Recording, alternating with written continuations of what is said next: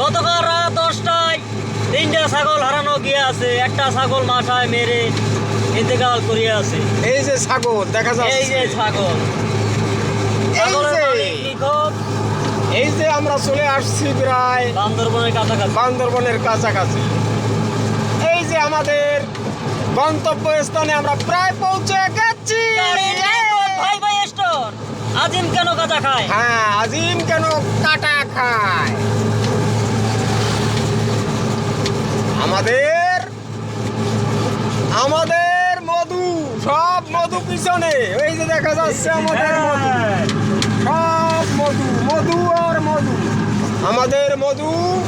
আর কিছুক্ষণ পরেই আমাদের মধু নেমে যাবে গাড়ির থেকে। এই যে আমাদের মধু দেখতে পাচ্ছেন, আমরা রাস্তা দিয়ে যাচ্ছি। এই যে ভাই বন্ধুরা দেখেন, দেখেন আমাদের মধু, মধু, বাইরে মধু কে খায়? ভরা টয়টম্বু, কামড়ে কামড়ে মজা।